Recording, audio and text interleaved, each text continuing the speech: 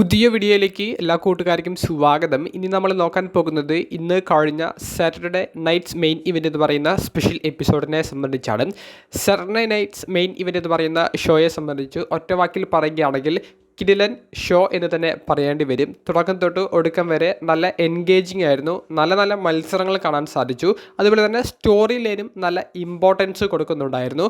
അപ്പോൾ നമുക്ക് ഇതിൻ്റെ റിവ്യൂയിലേക്ക് കടക്കുകയാണെങ്കിൽ തുടക്കത്തിലേ നമുക്ക് കാണാൻ സാധിച്ചത് Jacob Fatu versus Cody Rhodes തമ്മിലുള്ള മത്സരത്തോടു കൂടി ഷോ ഓപ്പൺ ചെയ്യുമെന്നുള്ളൊരു പ്രതീതി സൃഷ്ടിച്ചതായിരുന്നു. അതിന് പ്രകാരം ജേക്കബ് ഫാറ്റു ആദ്യം റിംഗിലേക്ക് വരുന്നു, പിറകെ കോഡി റോഡ്സ് വരുന്നു. പക്ഷേ കോഡിയുടെ എൻട്രൻസ് അവസാനിപ്പിക്കപ്പെടുന്നതിന് മുൻപ് ജേക്കബ് ഫാറ്റു കോഡിയെ ആക്രമിക്കുന്നു. പിന്നീട് ഇവരുടെ ഒരു ഫൈറ്റ് എറീനയിൽ ഉടനീളം നടക്കുന്നുണ്ട്. ക്രൗഡിൻ്റെ ഇടയിലേക്കൊക്കെ പോയി എറീനയുടെ ബാക്ക് സ്റ്റേജിലേക്കൊക്കെ എത്തി അവിടെ നിന്ന് ഫൈറ്റ് ഇങ്ങനെ ആർക്കും പിടിച്ചു നിർത്താൻ പറ്റാത്ത രീതിയിൽ മുന്നോട്ടേക്ക് പോകുമ്പോഴാണ് ചാമ്പ്യനായ ഡ്രൂ മാക്കിൻ്റെയർ എവിടെ നിന്നോ വന്ന് ആദ്യം ജേക്കബ് ഫാറ്റുവിൻ്റെ മുടിയിൽ പിടിച്ച് ജേക്കബ് ഫാറ്റുവിനെ ഒരു ടേബിളിലേക്ക് തള്ളിയിടുന്നത്. പിന്നീട് ലോ ബ്ലോ കൊടുത്തും പവർ ബോംബ് കൊടുത്തും കോഡി റോഡ്സിനെ ഡ്രൂ മാക്കിൻ്റെയർ ആക്രമിച്ചു. അപ്പോൾ Jacob Fatu, Drew മാക്കിൻ്റെയർ, Cody Rhodes ഇവർക്കിടയിലെ championship മത്സരം തന്നെയായിരിക്കും റസൽമേനിയയിലേക്ക് അല്ലെങ്കിൽ റസൽമേനിയ പോലെയുള്ള ബിഗസ്റ്റ് ഇവൻറ്റിലേക്ക് അവർ ഫോക്കസ് കൊടുക്കാൻ പോകുന്നത് എന്നുള്ളതിൻ്റെ വലിയ തെളിവ് കാണിച്ച് തന്നെയാണ് SNME ഷോ ഇന്ന് ആരംഭിച്ചത്.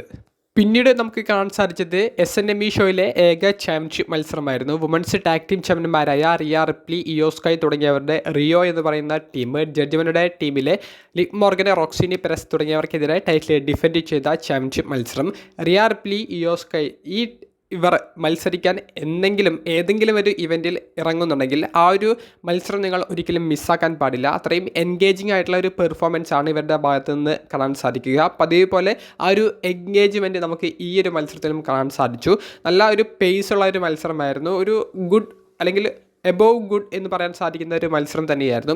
മത്സരത്തിൽ ജഡ്ജിയുടെ ടീമെ വിജയിക്കാനുള്ള ഒട്ടനവധി മുഹൂർത്തങ്ങൾ ഉണ്ടായിരുന്നു. ടീമായിട്ടുള്ള റോക്സിനി പെരസ്, ലിവ് മോർഗൻ തുടങ്ങിയവരുടെ മൂവ്സ് നമുക്ക് കാണാൻ സാധിച്ചു. മത്സരാവസാനം റെഗൽ റോഡ്രിഗസിൻ്റെ ഒരു ഡിസ്ട്രാക്ഷൻ ഉണ്ടായിരുന്നു. റെഗൽ റോഡ്രിഗസിൻ്റെ ഇൻ്റർഫിയറൻസ് അവസാനം സ്റ്റെഫിനി വെക്കേർ വന്ന് റെഗലിനെ ആക്രമിക്കുന്ന ഒരു മൊമെൻറ്റിലേക്കാണ് നയിച്ചത്. പക്ഷേ അവിടെ ജഡ്ജിയുടെ ടീമിന് വിജയിക്കാനുള്ള ഒരു അവസരം അവർക്ക് സൃഷ്ടിച്ചെടുക്കാൻ സാധിച്ചില്ല. റിയ റിപ്ലി, ഇയോ സ്കൈ തുടങ്ങിയവരുടെ ടീം ടൈറ്റിൽ റിട്ടേൺ ചെയ്യുന്നത് തന്നെയാണ് നമുക്ക് റിസൾട്ടിലൂടെ കാണാൻ സാധിച്ചത്. വുമൻസ് റോയൽ റംബിൾ മത്സരത്തിൽ എന്താണ് ഇവരുടെ ഒരു റോൾ എന്നുള്ളതാണ് ഇനിയുള്ള ഒരു എക്സൈറ്റ്മെൻറ്റ് പാർട്ടായിട്ട് ബാക്കി നിൽക്കുന്നത്. പിന്നീട് നമുക്ക് കാണാൻ സാധിച്ചത് AJ സ്റ്റൈൽസ് വേഴ്സസ് ഷിൻസ്കെ നാക്കമോറ തമ്മിലുള്ള ഒരു മത്സരമാണ്. ഇത് ഇന്നലത്തെ സ്മാക്ഡൗൺ എപ്പിസോഡിന് ഇടയിലൂടെ പെട്ടെന്ന് കൺഫേം ചെയ്തിട്ടുള്ള ഒരു മത്സരമാണ്. അങ്ങനെ പറയത്തക്ക ബിൽഡപ്പ് ഒന്നും കൊടുക്കാത്ത ഒരു മത്സരമായതുകൊണ്ട് തന്നെ ഒരു പ്രതീക്ഷ ഈ മത്സരത്തിന് കുറവായിരുന്നു. നല്ലൊരു ക്ലാസിക് മാച്ചൊക്കെ കാണാൻ സാധിക്കുമോ എന്ന് പ്രതീക്ഷിച്ചവരെ ഞെട്ടിച്ചു കൊണ്ടുള്ള ഒരു പ്യുവർ ക്ലാസിക് മാച്ചായിരുന്നു നമുക്കിന്ന് കാണാൻ സാധിച്ചത്. റസൽമേനിയ 34 ഈ രണ്ട് റെസ്ലേഴ്സ് തമ്മിൽ ചാമ്പ്യൻഷിപ്പിന് വേണ്ടി ഏറ്റുമുട്ടിയപ്പോൾ അന്ന് നമുക്കൊരു മോശപ്പെട്ട മത്സരമാണ് ലഭിച്ചത് എന്നുണ്ടെങ്കിൽ അതിനുശേഷം ഇവർ തമ്മിൽ കളിച്ചതിൽ ഏറ്റവും മികച്ച മാച്ച് എന്ന് പറയാൻ സാധിക്കുന്നത് ഇന്നത്തെ ഷോയിൽ കാണാൻ സാധിച്ചതാണ്. അതായത് ഒരു റെസ്ലർ മറ്റേ റെസ്ലറിനെ ചീറ്റ് ചെയ്യുന്നില്ല, ഒരു ഇൻ്റർഫിയറൻസും ഇല്ല, ഒരു ഡിസ്ട്രാക്ഷനും ഇല്ല. സ്റ്റാർട്ട് ടു എൻഡ് വരെ ഒരു പ്യുവർ റെസ്ലിംഗ് മാച്ച്. അതായത് ഇതിൽ എടുത്തു പറയേണ്ടത് കമൻറ്റേറ്ററായ മൈക്കൽ കോളിൻ ന്യൂ ജപ്പാൻ പ്രോ റെസ്ലിംഗിലെ ഇവരുടെ ഒരു ഹിസ്റ്ററി എടുത്തു പറയുന്നതിനോട് അനുബന്ധിച്ചാണ്.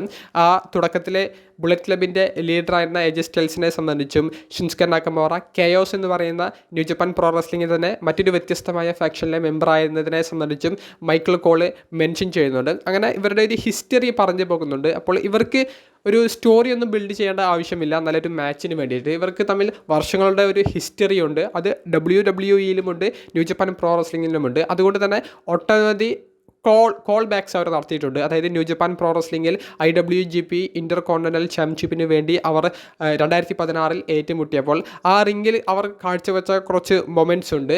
ആ ഒരു ഗൺ ഷോട്ടൊക്കെ AJ സ്റ്റൈൽസ് കൊടുക്കുമ്പോൾ അത് നല്ലൊരു എൻ്റർടൈനിങ് രീതിയിൽ ഷിൻസ്കെ നാക്കമോറ സ്വീകരിക്കുന്നതുണ്ട്. അതൊക്കെ ന്യൂ ജപ്പാൻ പ്രോ റെസ്ലിംഗിലെ അവരുടെ മത്സരത്തിനിടയിൽ അവർ ചെയ്തിട്ടുള്ളതാണ്. അതാണ് ഇന്നത്തെ WWE റിംഗിലും അവർ ചെയ്തത്. അങ്ങനെ ഒരു ഇൻസ്റ്റൻറ്റ് ക്ലാസിക് മാച്ച് അതായിരുന്നു നമുക്കിന്ന് കാണാൻ സാധിച്ചത്. മത്സരത്തിൽ പിൻഫോളിലൂടെ AJ AJ സ്റ്റൈൽസ് ഷിൻസ്കെ നാക്കമോറയെ പരാജയപ്പെടുത്തി. കൂടാതെ നല്ലൊരു പ്രകടനം ഷിൻസ്കെ നാക്കമോറയുടെ ഭാഗത്ത് നിന്ന് ലഭിച്ചു. നല്ല പവർഫുൾ ആയിട്ടുള്ള കിക്കുകൾ ഉണ്ടായിരുന്നു. കൂടാതെ AJ സ്റ്റൈൽസും നല്ല രീതിയിൽ പെർഫോം ചെയ്തു. AJ സ്റ്റൈൽസിന് ഒരു സ്റ്റാൻഡിങ് ഒവേഷൻ ഫാൻസും കമൻറ്റേറ്റേഴ്സും കൊടുക്കുന്നുണ്ട്.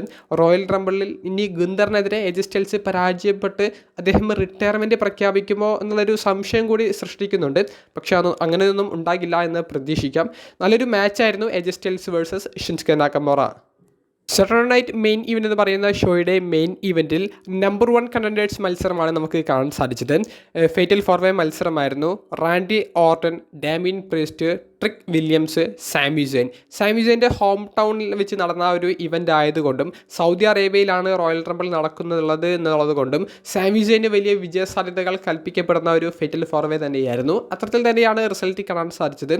ഫേറ്റൽ 4-വേ മത്സരങ്ങളും ട്രിപ്പിൾ ത്രെറ്റ് മത്സരങ്ങളുമൊക്കെ നല്ലൊരു എൻഗേജ്മെൻറ്റ് എപ്പോഴും സമ്മാനിക്കാറുണ്ട്. ഒരിക്കലും ഫാൻസിനെ ബോറടിപ്പിക്കാറില്ല. ആ ഒരു ഫീൽഡിലേക്ക് ഈ ഒരു മെയിൻ ഇവൻ്റ് മത്സരം എത്തിയിട്ടുണ്ടോ എന്ന് ചോദിക്കുമ്പോൾ എത്തിയിട്ടില്ല എന്നാണ് എനിക്ക് പറയാനുള്ളത്. പക്ഷേ ആരാധകർ കാത്തിരുന്ന സാമി സെയിൻ്റെ ഒരു വിജയം അത് നമുക്ക് മെയിൻ ഇവൻറ്റിൽ കാണാൻ സാധിച്ചു. അത് മാത്രമല്ല വിജയിച്ച ഉടനെ ഡ്രൂ മാക്കിൻ്റെയർ സാമി സെയിനെ ആക്രമിക്കാൻ ശ്രമിച്ചപ്പോൾ സാമി സെയിൻ അതിനെ തിരിച്ചടിക്കുന്നത്, അതായത് ആ ഒരു ആക്രമണത്തിൽ നിന്ന് ട്രിക്കിലൂടെ രക്ഷപ്പെട്ടു പോകുന്നത് നമുക്ക് കാണാൻ സാധിച്ചു. അപ്പോൾ സാമി സെയിൻ ഡ്രൂ മാക്കിൻ്റെയറിനെ ഇതുവരെ പരാജയപ്പെടുത്താൻ സാധിച്ചിട്ടില്ല. അതാണ് ഇനി ഈ ഒരു ഒറ്റ ആഴ്ച കൊണ്ട് അവർ ബിൽഡ് ചെയ്യാൻ ഉദ്ദേശിക്കുന്ന ഒരു സ്റ്റോറി.